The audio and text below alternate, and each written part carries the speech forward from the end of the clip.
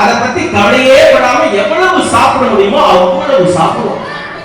ஆனா இந்த பொம்பளை என்ன பண்ணணும்னா பசிக்குது அப்படிங்கிற எண்ணமே இல்லாம பரிச்சதான் முக்கியம் அப்படின்ட்டு சாப்பிடாமலேயே இருந்து நம்மளை பயன்படுத்து. இன்னொரு விஷயம் உண்டு, பொம்பளை பிள்ளைக்கும் பையனுக்கும் வித்தியாசம் உண்டு. என்ன வித்தியாசம் தெரியுமா? பசங்க என்ன பண்ணுறீங்க, ஆம்பளை பிள்ளைங்க சிங்கண்டா கை தட்டிக்கிடா அவனுக்கு, எல்லாம் கை தட்டிக்கிடா அவனுக்கு. இவங்க என்ன தெரியுமா பண்ணுவானுவோம், படிக்கிறத தவிர என்ன வேலை கொடுத்தாலும் பார்ப்பான் ஆம்பளை பிள்ளை. படிக்கிறத தவிர எந்த வேலை கொடுத்தாலும் ஆம்பளை பிள்ளை பார்ப்பான்.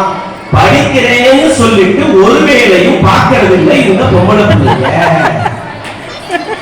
உண்டா இல்லையா? உண்டுனா கை தட்டிங்கப்பா, இதான் உண்மை. இதுல ஆம்பளை பிள்ளைக்கு பெண் பிள்ளைக்கு இன்னும் வித்தியாசம் உண்டு. என்ன அப்படின்னா, இப்ப பரீட்சை வந்துருச்சு. நான் 10ஆம் வகுப்பு நடத்திட்டு இருக்கிறேன். இந்த 28ஆம் தேதி பரீட்சை. படிப்பா, காலையில எந்திரிச்சு படிக்கணும்டா. பொம்பளை பிள்ளை இருக்கு, பையனும் இருக்காங்க வகுப்புல. டேய் அம்மா, பரீட்சை நேரம், காலையில 4 மணிக்கு எந்திரிச்சு படிக்கணும். படிக்கிறப்ப தூக்கம் வந்தா என்னவா பண்ணுவேன்னு பொம்பளை பிள்ளைகிட்ட கேட்கிறோம், பெண் பிள்ளைகிட்ட கேட்கிறோம். அப்படியே அந்த பெண் பிள்ளை அழகா சொல்லுவா, சார் ஒண்ணும் இல்ல சார், காலையில 4 மணிக்கு எந்திரிச்சு தூக்கம் வரதான் சார் செய்யும், ஒரு டீ போட்டு குடிச்சிட்டு படிப்பேன் சார். ஆஹா, நல்ல பிள்ளைமா, வாழ்த்துக்கள் அப்படின்னு பையன் சொல்லி முடிச்சாச்சு.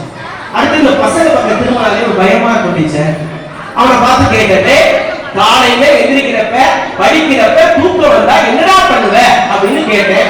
அப்பா அவன் சொல்றான், படிப்பு தான் வரல, தூக்கமாவது வருதே அப்படின்னு சொல்லிட்டு தூங்கிடுவோம் சார்னு சொல்ற. இன்னைக்கு இருக்கக்கூடிய நடைமுறை சிக்கல் இதுதான். ஒரே ஒரு விஷயம், இந்த உலகத்தில் யார் உயர்ந்தவர்கள் அப்படின்னு ஒரு கேள்வி. யார் இந்த உலகத்தில் உயர்ந்தவர்கள்? இந்த நாட்டை ஆளக்கூடிய மன்னனா? இல்ல. வானுலகத்தில் இருக்கக்கூடிய தேவர்களா? அவர்களும் இல்ல. அந்த தேவர்களுக்கெல்லாம் தலைவனாக இருக்கக்கூடிய தேவேந்திரனா? அவரும் இல்ல. யார் இந்த நாட்டினுடைய முதன்மை யாருக்கு கொடுக்கிறார்? இந்த நாட்டில் யார் உயர்ந்தவர்கள் அப்படின்னு ஒரு கேள்வி இருக்குல்ல, அந்த கேள்வி